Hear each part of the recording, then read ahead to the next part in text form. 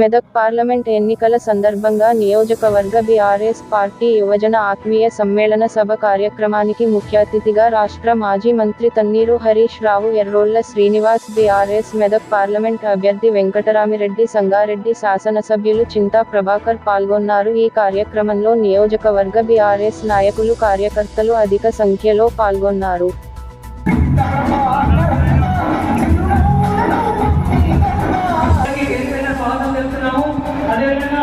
ఇక్కడికి ఈరోజు ఈ యువత కార్యక్రమంలో, విద్యార్థి కార్యక్రమంలో భాగస్వాములు చేసుకోవడానికి ఇచ్చేసిన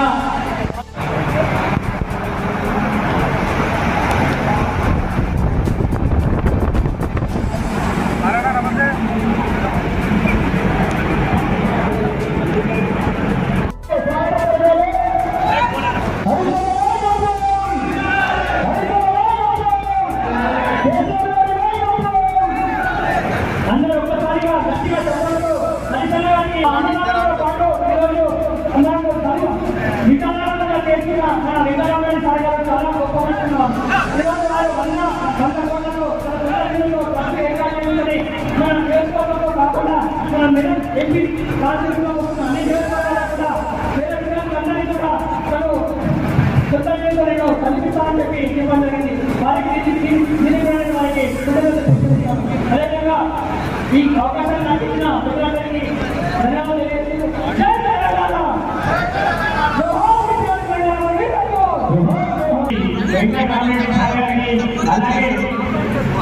ఉద్యమ నాయకులు, ఉస్మానియా యూనివర్సిటీని గణరాజ్యానికి నాయకులు, ఉద్యమ సమయంలో ఎర్రల సీనియర్ గారికి, అలాగే వేదిక పైన ఉన్నటువంటి అత్యున్నత మహానందులందరికీ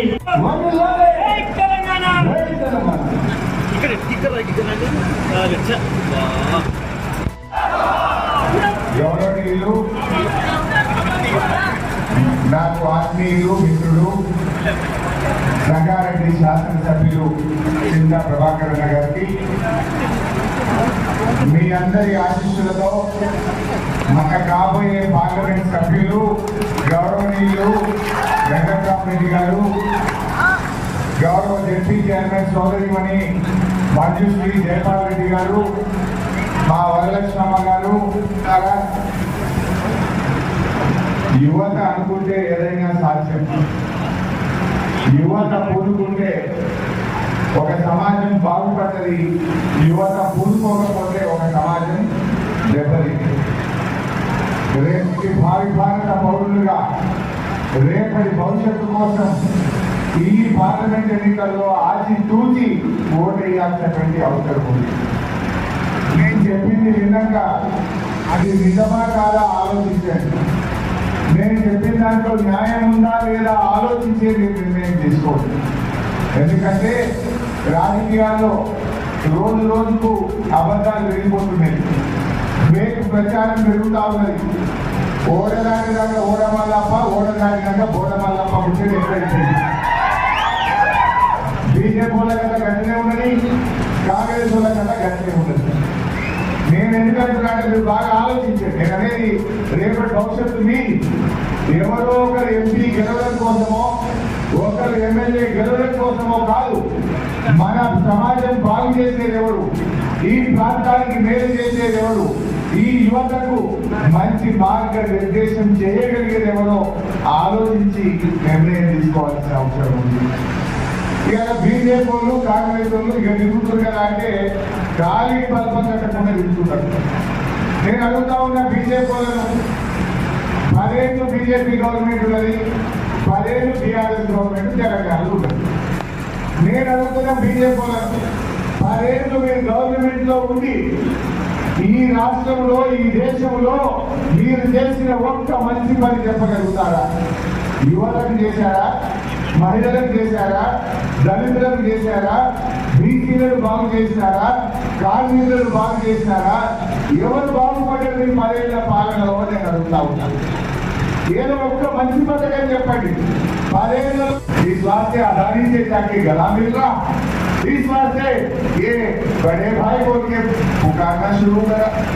ये बात हमारे मुसलमान भाइयों बहनों आप लोग समझना चाहिए। इस वास्ते आज बहुत कैंडिडेट को रखा। संगारेड्डी में जो कांग्रेस कैंडिडेट है वो तो 3rd प्लेस में है। वो कोई एक सरपंच, मामूली सरपंच को लगा के वो बीजेपी को मदद करना चाह रहा। करीमनगर में आज तक कांग्रेस कैंडिडेट डिक्लेयर नहीं हुआ, वहां भी बीजेपी को मदद करना चाह रहा। ऐसा सिकंदराबाद में, मल्काजगिरी में, शेवेला में, ऐसा बहुत सारे जगह इन्हें बीजेपी को मदद करने के लिए एक वीक कैंडिडेट को लगा रहा। हमारे मुसलमान भाइयों, आप समझना चाहिए ये केसीआर साहब ने एक सेकुलर लीडर है। हिंदू मुसलमान दोनों को दो आम समझ के आगे चलने वाला लीडर केसीआर है। हम कभी भी मिलने वाले नहीं है। ये बात आप लोग, एक सेकुलर लीडर है, एक सेकुलर पार्टी है बीआरएस पार्टी। ये आप लोग चर्चा करना। अगर से कांग्रेस को वोट डाले वो मोदी ने डाला जैसा होगा, कांग्रेस को वोट डाले वो बीजेपी को फायदा हो सकता। अगर से बीजेपी को हराना है, आप वेंकट राम रेड्डी साहब के कार के निशान पे वोट देना चाहिए। ఈ పనిపై సంగతి రేవంత్ రెడ్డి ఆ రోజు అసెంబ్లీ ఎన్నికల ముందు ఆ గ్యారంటీలను ఊరగొట్టి బాండ్ పేపర్లు వచ్చింది, నోటరీ డాక్యుమెంట్లు వచ్చింది, అసెంబ్లీలో చట్టబద్ధత చేస్తూ ఉన్నారు. ఇది రేవంత్ రెడ్డి మాట కాదు, ఇది రాహుల్ గాంధీ ఇచ్చిన హామీ అని నమ్మబలింది. ఎంతకెళ్ళి ఉంటుంది నమ్మినారో వస్తే పూర్తులైనాయి. ఈ కాంగ్రెస్ నమ్మి ఓట్లేస్తే 4 నెలలనే అవాసు పాలైపోయింది, నవ్వుల పాలైపోయింది కాంగ్రెస్ పార్టీ. ఒక్కటన్నా చేసినారు. రైతులకు మోసం, నిరుద్యోగ యువతకు మోసం, మహిళలకు మోసం, విద్యార్థులకు మోసం, పేదలకు మోసం. ఎవరు అందరి కోసం చేసింది కాంగ్రెస్ పార్టీ? ఎవరికన్నా వీళ్ళు 100 రోజుల్లో ఉద్ధరిస్తలేని ఓట్లు వేస్తే వీళ్ళని ఉద్ధర మాటలు తెలిసి వీళ్ళు ఉద్ధరించడం కాదు, కాంగ్రెస్ అని ఉద్ధర మాటలు అని చెప్పి అలా 4 నెలల్లోనే తెలంగాణ ప్రజలకు అర్థమైపోయింది. ఇవాళ ఏమంటారు, జిల్లాలంటే ఎక్కువైనాయి. అదే సంగారెడ్డి జిల్లా చేసింది కేసీఆర్ కాదా? जिला का नाम था मेरे संगारेड्डी नाम खुद नहीं है కానీ కేసీఆర్ గారు వచ్చినాక ఈ సంగారెడ్డి జిల్లా చేసి ఈ ప్రజల ఆకాంక్షను నెరవేర్చింది కేసీఆర్. రేవంత్ రెడ్డి ఏమంటాడు, జిల్లాలకు కమ్మి చేస్తాడట, జిల్లాలు తీసేస్తాడట. అంటే సంగారెడ్డి తీసేస్తావే? సంగారెడ్డి జిల్లా ఉండాలా పోవాలా? ఉండాలంటే కాంగ్రెస్ పార్టీ నుంచి తీసుకోకూడదు. ఏమంటాడు రేవంత్ రెడ్డి, తెలంగాణ చిహ్నం మారుతారట, జిల్లాలు మారుతారట, కేసీఆర్ చేసిన మంచి పనులు లేకుండా నామ రూపాలు మారుతారట. అంటే ఇలా నువ్వు మా జిల్లా తీసేసినాక మా సంగారెడ్డి ప్రజలు ఇంకా ఓటేయాలా? నువ్వు జాగ్రత్త బతికే విధానా ఒక్క పైన చేసిందని అంటున్నా. ఎన్నికలప్పుడు మాటలు కోతలు దాటినాయి, గెలిచి గద్దెలెక్కితే చేతలు గడప దాటిని कांग्रेस पार्टी. एक एक देखने में दिखाता हूँ. पहले डालो भाई 2 लाख रुपए का डालो.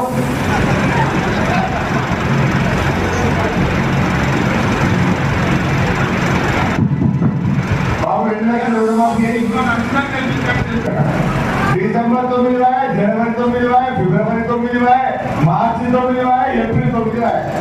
4 నెలలుగా ఒక్కరికన్నా రుణమాఫీ అయిందా? ఒక్కరికన్నా అయిందా? మరి खुला गाँव में जाके बोलो రుణమాఫీ అయిన వాళ్ళంతా కాంగ్రెస్ చేయండి, కాంగ్రెస్ కాంగ్రెస్ వస్తున్నాయి కన్నా నేను ఆ బాధ్యత తీసుకుంటాను. వాళ్ళు ఖర్చు పెట్టాంటున్నారు, ఆ ఖర్చు తరఫున సంవత్సరానికి 20 కోట్లు ఖర్చు పెట్టాంటున్నారు, ఆ బాధ్యత నేను తీసుకుంటాను. అదేవిధంగా పేద కార్యకర్తలు, పేద ప్రజల పెళ్లిలకు ₹1 ఫంక్షన్ హాల్ ఏర్పాటు చేస్తాం సంగారెడ్డిలో అంటాం.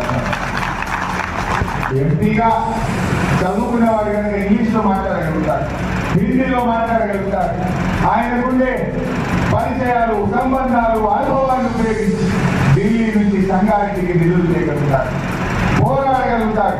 ఢిల్లీలో జై తెలంగాణ ఎవరైనా అంటారు అంటే ఒక్క గులాబీ కన్ను కూడా అంటాడు తప్ప ఈ కాంగ్రెస్ బీజేపీ కూడా అంటారా? గులాబీలు చేస్తారు, వాళ్ళ హైకమాండ్ గులాబీలు చేస్తారు. ఆలోచన చేయండి, ఢిల్లీలో మన మీద చెప్పి గులాబీలు చేస్తూ ఉండాలా, జై తెలంగాణ అని పోరాటం చేసేవారు ఉండాలని ఆలోచన చేయండి. అందువల్ల మీరందరూ కూడా ఈ ఒక్క నెల రోజు 13వ తారీఖు మళ్ళా 13వ తారీఖు నాడు పోయి బరాబర్ ఏమైనా ఒక్క నెల ఉన్నది కరెక్ట్ గా ఈ నెల రోజులు కష్టపడండి. సీతా ప్రభాకర్ గారు, వెంకటరామరెడ్డి గారు, మేము మీ సేవలో ఉంటాం. ఈ కార్యకర్తల్ని కాపాడుకుంటాం. ఈ పార్టీని కాపాడుకునే బాధ్యత మీది. తెలంగాణ ఆత్మ గౌరవ భావంగా బీఆర్ఎస్ పార్టీ ఈ పార్టీని మనం నిలబెట్టుకోవాలి. ఈ పార్టీని కాంగ్రెస్ బీజేపీలు కుట్ర చేసి మన పార్టీని ఆగం చేయాలని చూస్తూ ఉంటారు. మనం ఒకటైదాం. ఎవరైనా మన తల్లి మీద చేస్తే కాంగ్రెస్ పార్టీని నిలబెట్టుకుందాం. భవిష్యత్తుకు అడుగులు వేద్దామని చెప్పి కోరుకుంటూ జై తెలంగాణ. కార్యకర్తలందరూ కూడా దయచేసి ఎంపీగా కూడా అదే మాదిరిగా మీ అందరి ఆదరణ ఉండాలని, మీ అందరి గుండెల్లో ఉండాలని, నా ట్రస్ట్ కార్యక్రమాల ద్వారా ఇంకా ప్రజలకు సేవ కావాలని ఒక ప్రభుత్వ పరంగా పనిచేయడం, ఎంపీగా వారి బాధ్యత నిర్వహించడంతో పాటు ట్రస్ట్ కూడా మీ అందరి హృదయాల్లో నేను తను సాధించిన ఈ మెదక్ పార్లమెంట్ సీటు గంటలో నేను చనిపోయిన తర్వాత కూడా ఈ ట్రస్ట్ సేవా కార్యక్రమాలు ఒక 50 సంవత్సరాలు వెంకటరామరెడ్డి సేవలు గుర్తుండాలనే ఆలోచన తప్పే నాకు రాజకీయాలలో ఇంకో ఆలోచన లేదు. నాకు అందుకని చెప్పి ఒక తెల్ల పేపర్గా తెల్ల కాగితంగా నేను చెప్పేసి వస్తా ఉన్నా. నన్ను ఆశీర్వదించండి. విజయవాడలో నడిపియండి. మీరు మీ కుటుంబ సభ్యులు, మీ గ్రామాలలో ఉన్న వాళ్ళు, మీ పోలీస్ స్టేషన్లో ఉన్న వాళ్ళందరినీ కూడా చెప్పి నాకు అఖండ విజయం ఇవ్వాలని చెప్పి కోరుకుంటా ఉన్నా. వాళ్ళు నాకు ఒక ప్రామిస్ చేస్తారా? నాకు అఖండ విజయం ఇస్తారా? థ్యాంక్ యూ, ధన్యవాదాలు. నాకు కొన్ని ఆలోచనలు ఉన్నాయి.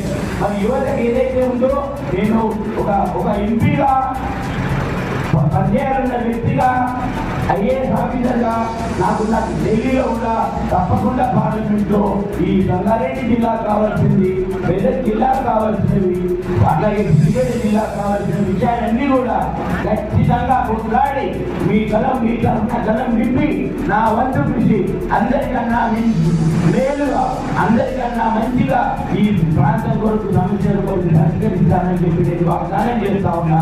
మీ అందరికీ కూడా ప్రామిస్ చేస్తా ఉన్నా.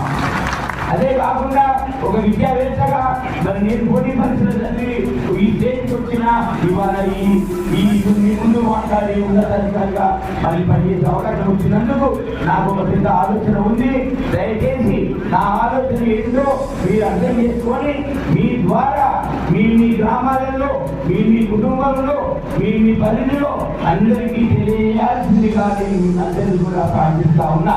ఎందుకంటే పార్లమెంట్ నియోజకవర్గంలో నేను అన్ని 7 అసెంబ్లీ నియోజకవర్గాలు ఉంటాయి కాబట్టి మీతో ఎక్కువ సమయం నేను క్యాంపెయిన్లో ఉండలేను.